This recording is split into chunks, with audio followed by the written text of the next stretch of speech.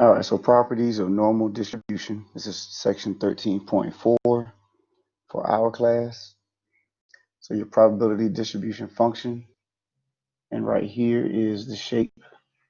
That's your normal distribution, your bell-shaped curve. Your probability density function, PDF, is an equation used to compute probabilities of continuous random variables. All right, it must satisfy the following two properties. The total area under the graph must equal to 1. So when we go back to our graph, we're talking about all of the area under this would be equal to 1. And that's going to matter later. And then the height of the graph must be greater than or equal to 0 for all possible values. That's why when you go back to my graph, notice I didn't have it to touch. They can't, if it were to touch, that means that you're saying that it's equal to 0, so that will never happen when it goes to this graph. When it comes to this graph, I should say. Give you a chance to write that.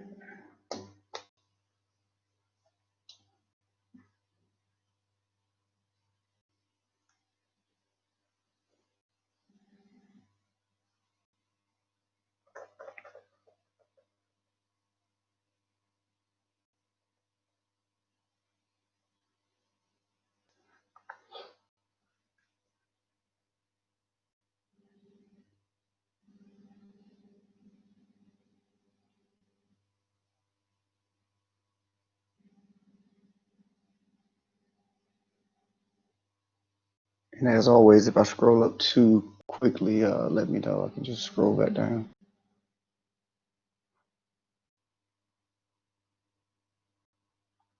All right.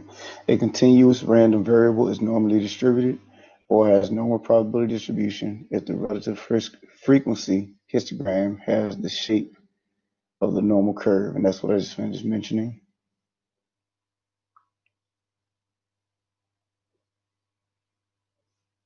That's the bell-shaped curve where your mean is in the middle. Now, and then you have inflection points. Inflection points are just when the curvature changes from concave up to concave down. This is considered concave up. This is considered concave down. So it's just saying when the curvature changes, concavity changes. And so that happens at your mean plus your standard deviation. Just in case they ask, they may ask, they may not ask, but those will be inflection points. Or consider your inflection points.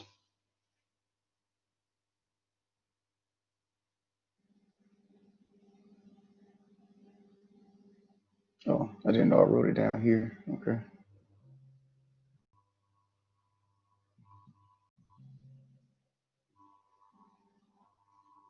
So once again, inflection points on the curve where the curvature of the graph changes.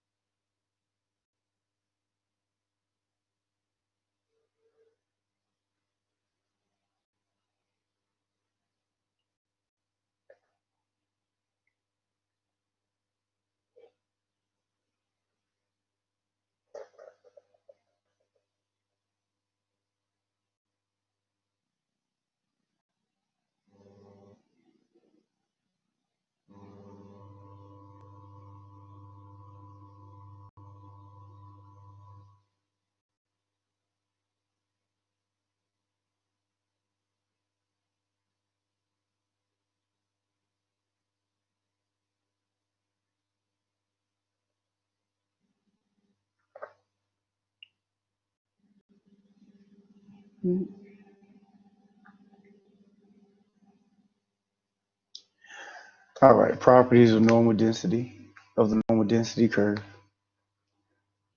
The normal curve is symmetric about the mean. That means it reflects your mean about your mean. Your mean is in the middle, and whatever happens on the left side of the mean happens on the right side of the mean as well.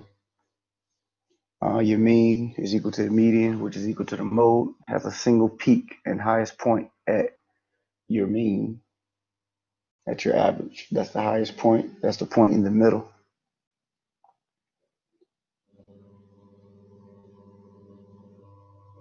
The next two we've already mentioned. It has inflection points at your mean minus one standard deviation and your mean plus one standard deviation. And the area under the curve is equal to 1. So here I was just saying, as a light example, if I have a marker right here and to the left of it was 0.7, then I know to the right of it will be 0.3, because everything under the curve has to be equal to 1. So if you know one side of your value, then you already know the other side. All you have to do is subtract it from 1.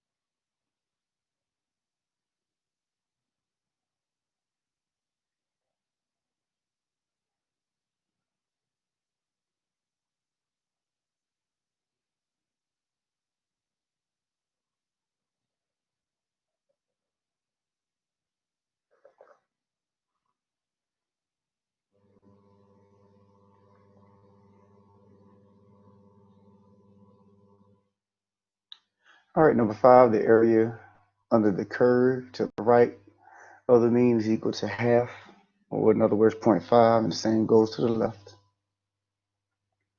6, as x increases, the graph approaches but never reaches the horizontal axis, which is 0. Same goes for x decreasing, so that's what I was talking about earlier, how those graphs, the graph will never touch that line because it can never equal to 0. Always approaches it and get closer, but never touches.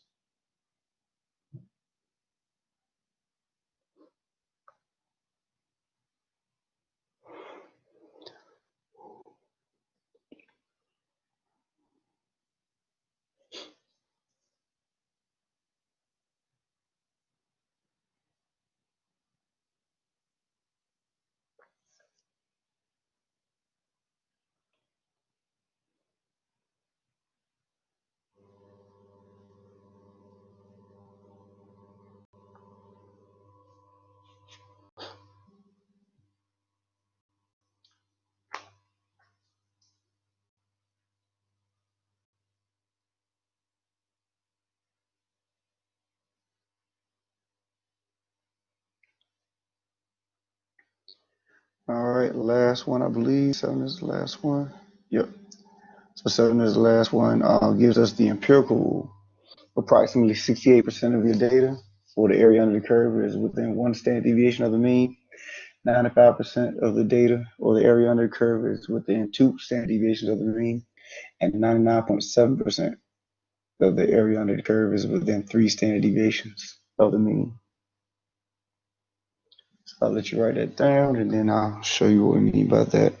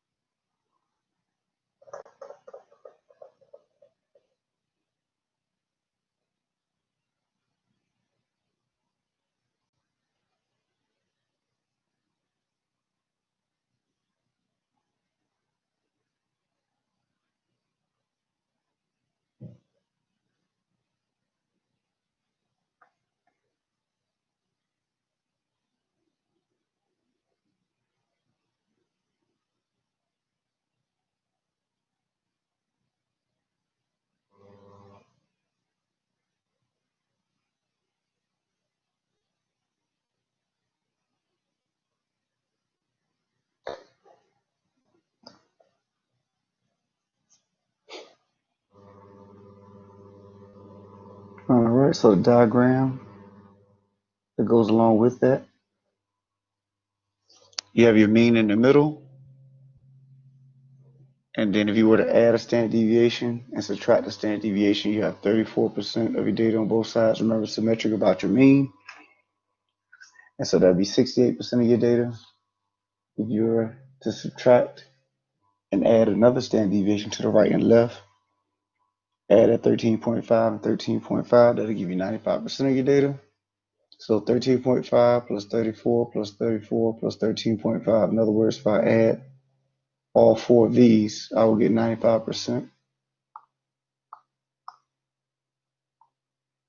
And same thing happens with adding and subtracting the third standard deviation. You'll get 2.35% that you add on both sides. That will give us 99.7. And then on the ends, the tail ends will be 0.15. So that 0.15 plus the 0.15 will give you that 0.3, which will ultimately give you 100% of your data.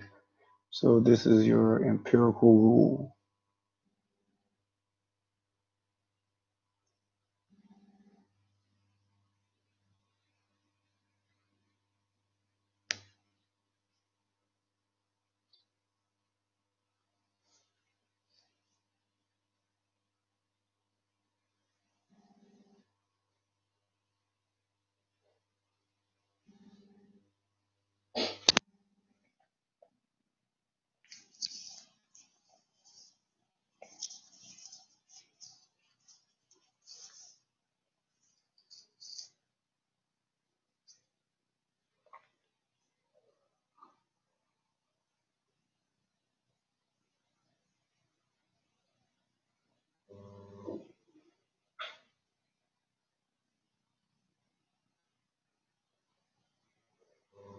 All right, so let's see how we would use this. Let's see what's going on here. All right, let me erase some stuff so we can walk through it.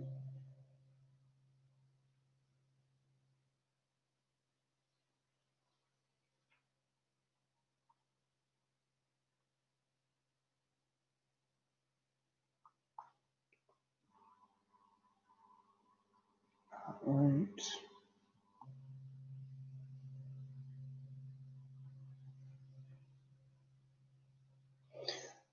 So just to show you how this works, the birth weight of full-term babies are normally distributed with mean 3,400 grams, and standard deviation is 505. So they give us this piece of information and this piece of information.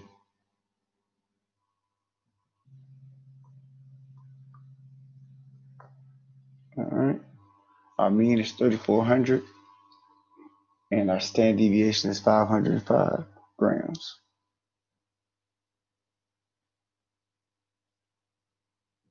All right. So if I just wanted to fill in the numbers at the bottom, I want to go back to it. These percentages all stay the same. That's the empirical rule. The numbers down bottom will change according to whatever your standard deviation is and your mean is. So our mean is in the middle at 3,400, and we have the right side of our mean and left side of our mean. So if I want to find the right side of our mean, I would take 3,400 and add a standard deviation, which is 505, and that would be 3,905. So that would be the first value on the right side of the mean.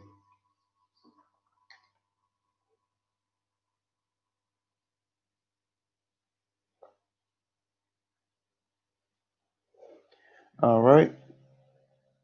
Then to find the next value, it's 2 times 505, and you're adding that to the 3,400. Or in other words, you're just adding 505 to the 3,905.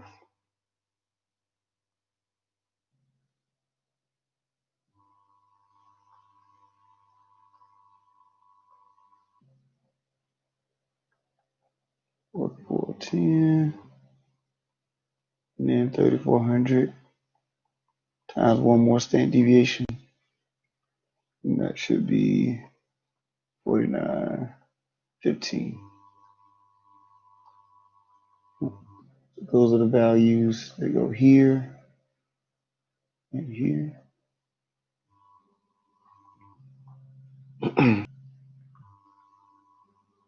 Question with the right side.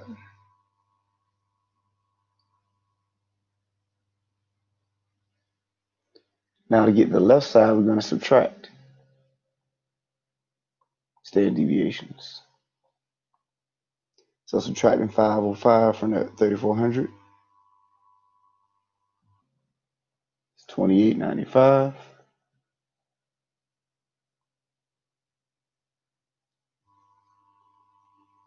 Subtract 505 again.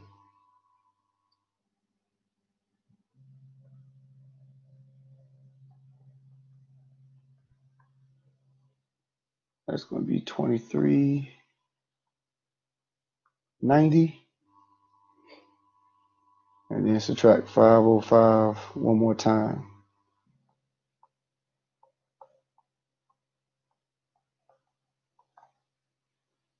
Maybe 1885.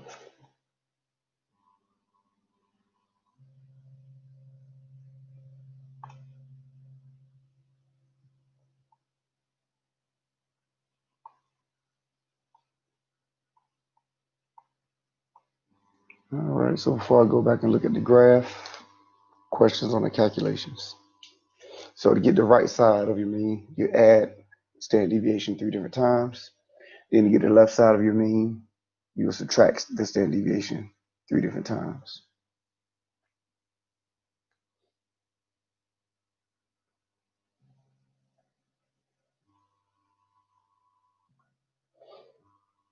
All right, so if you go back to your graph, once again, those percentages stay the same.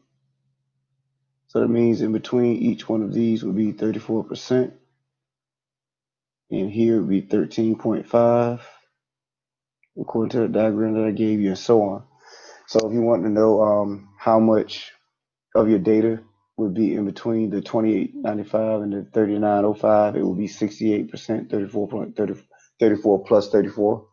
Or so that means it's a 68% chance that one of your babies will be born with the weight between 2895 grams and 3905 grams. Or there's a 34% chance that your baby will be born with a weight between 2895 and 3400. Or there's a 13.5% chance that your baby will be born with a weight between 3905 and 4410. So that's how this thing works.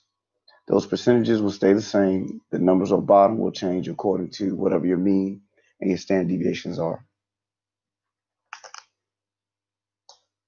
All right, questions? Any questions?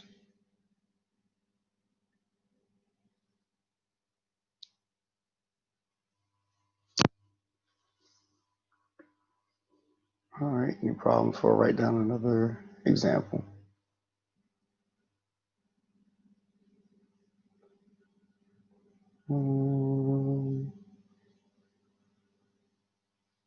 Let's do this.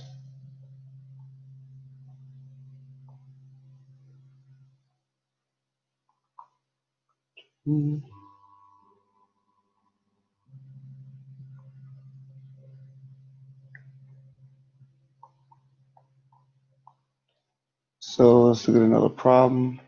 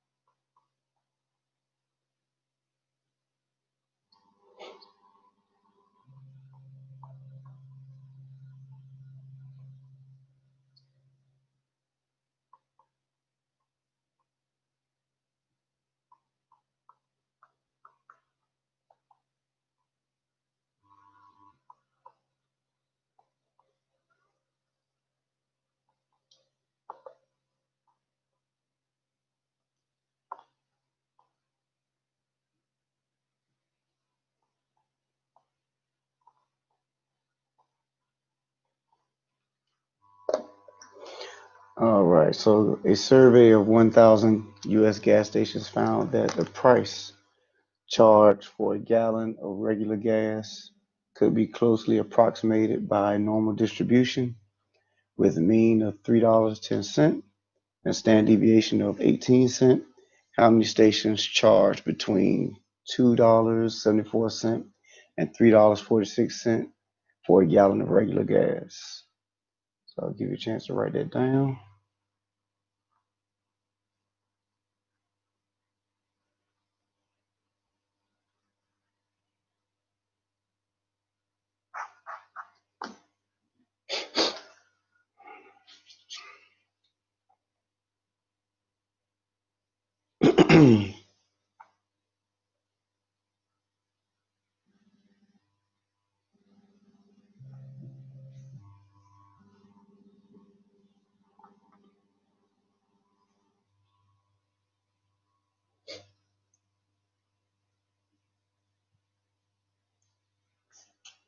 So we're talking about using the empirical rule.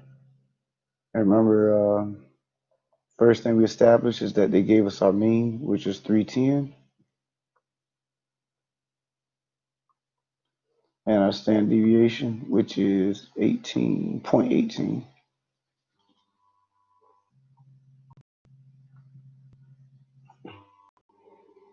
And so, remember we had a right side of our data and left side. Right side was the mean plus the standard deviation. So you're talking about 310 plus 0.18. It's going to be 328.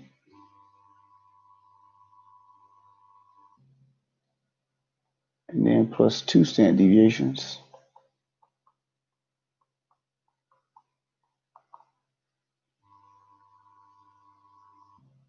346.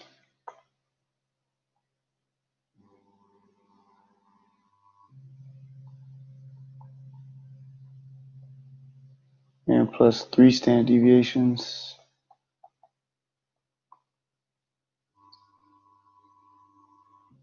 Maybe 364.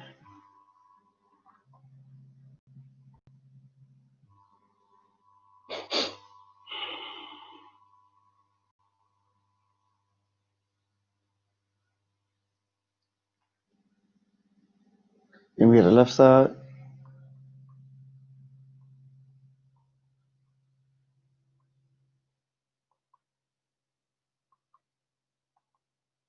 It's minus 0.18.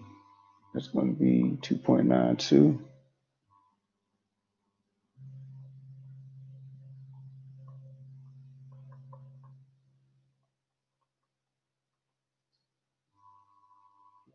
Subtract another standard deviation, 2.74.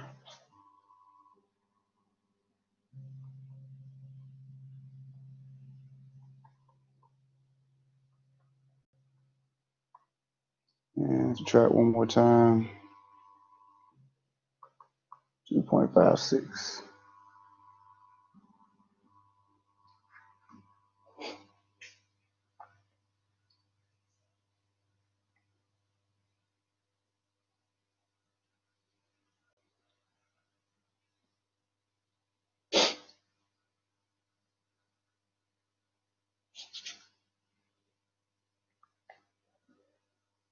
All right, questions before we go any further?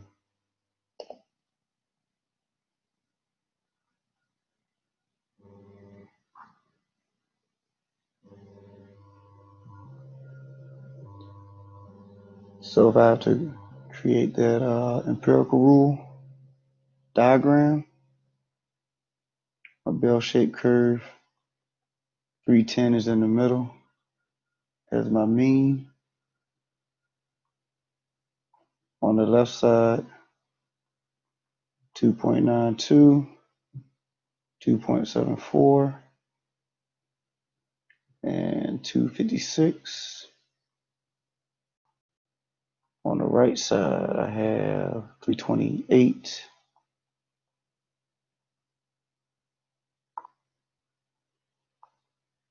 346, and 364.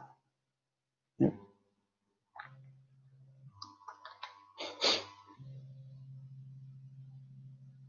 And then if you go back to your percentages, you're at 34%.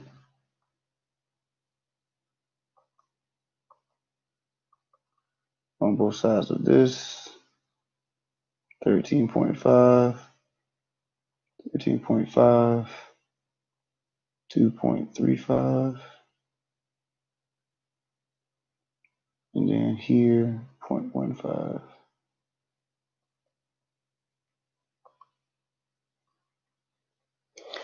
Once again, those percentages, the numbers in the red do not change. Just the numbers down bottom will change according to whatever your standard deviation and whatever your mean would be.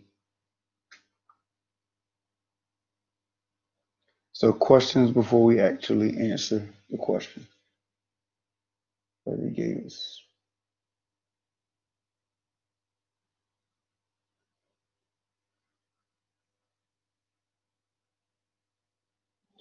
All right, so if we go back, it says how many stations charge between 274 and 346.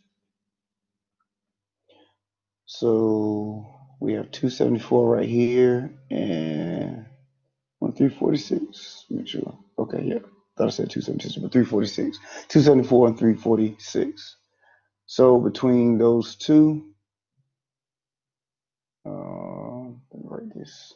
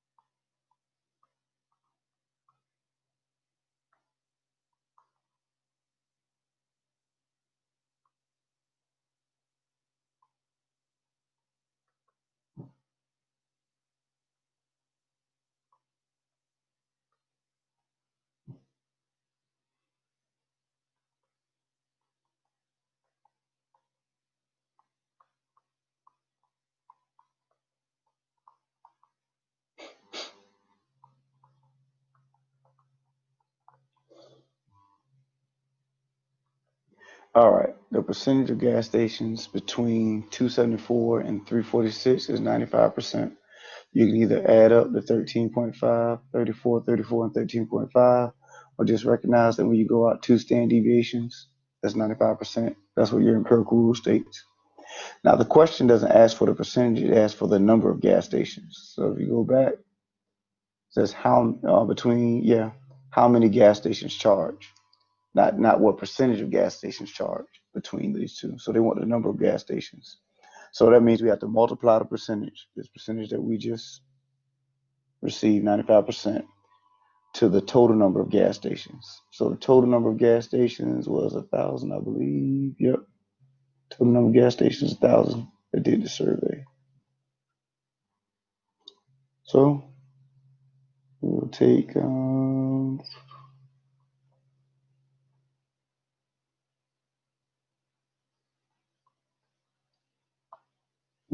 how do I want to write it? So don't forget to convert your percentage to a decimal.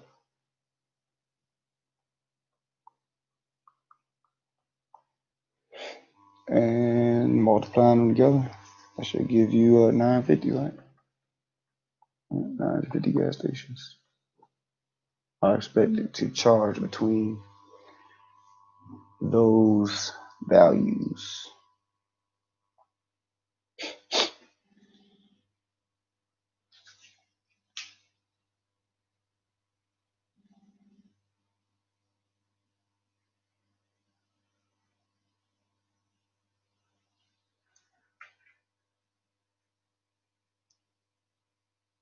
All right. Next one, they ask less than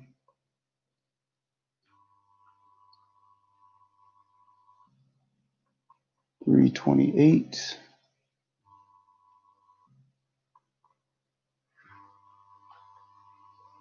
All right, so you're talking about less than 328. Let's go back to our chart. 328 right here. So what we can do is add up all the values. That would be less than. Less than is always to the left. Talking about less than, everything to the left. So you're talking about 0.15. Let me write this. Go back down here. Add all percentages.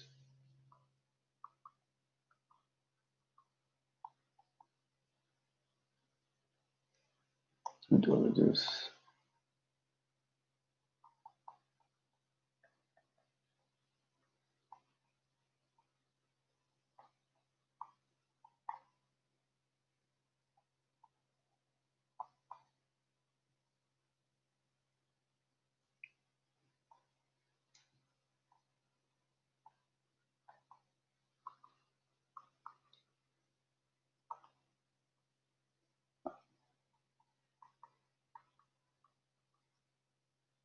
It was all on 0.15, 235, 13.5, 34, and then another 34.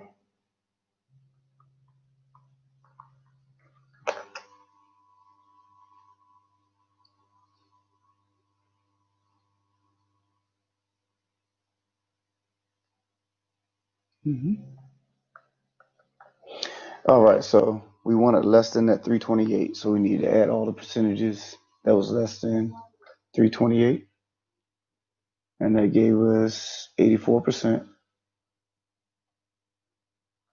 Or if we wanted, and I'll go back down to it, if we wanted to add the values that was to the right and then subtract from 1, we could have done that as well, because remember, everything under the curve is equal to 1, or 100%.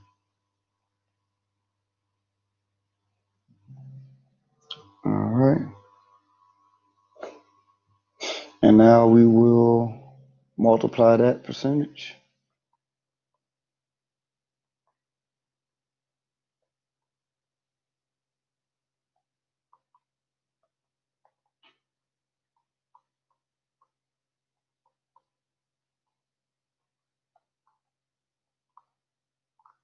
Multiply that percentage to the total number of gas stations. So once again, it's 84% times that 1,000 is 0.84 times 1,000, which is 840 gas stations.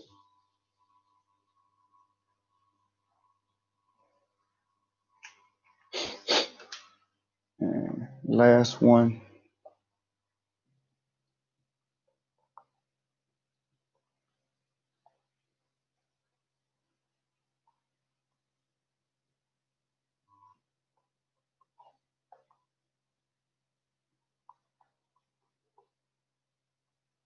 I'll get the right part. So the next one is, last one I should say, is more than $3.46. So we go back to our chart.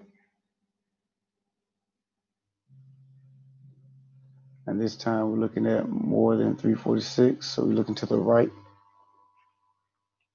of 46, 346.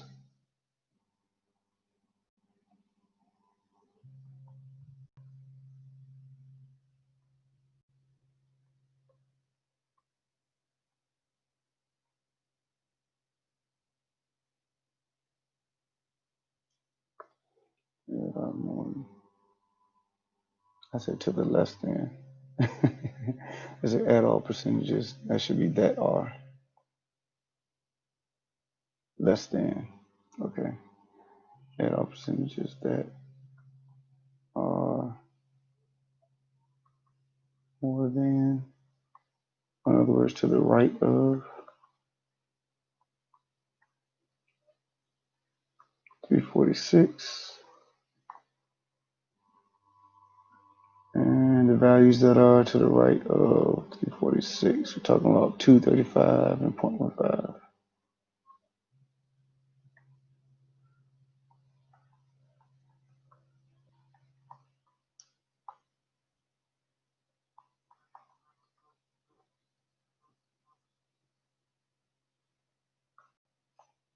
That's 2.5.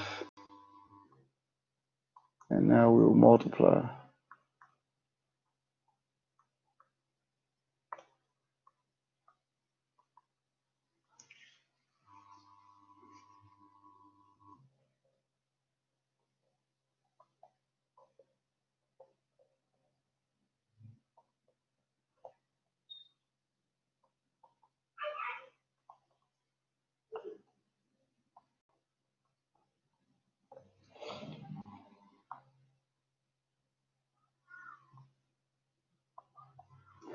All right, so we take the 2.5%,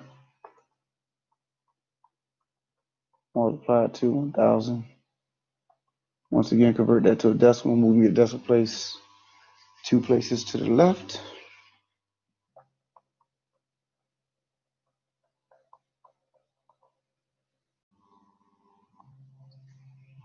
And that'll be 25. So you expect 25 gas stations to charge more than $3.46.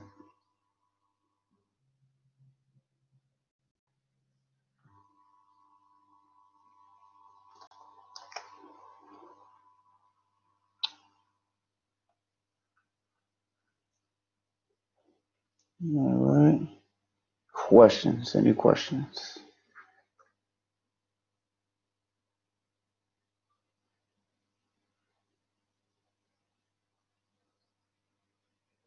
All right. So that's it for today. We have one more thing to talk about in 13.4. We'll close that out on Wednesday and also talk about how we're going to move forward with the rest of the class. All right. You guys have a good one. Be safe. Don't forget to vote. And I will see you on next class. Take care.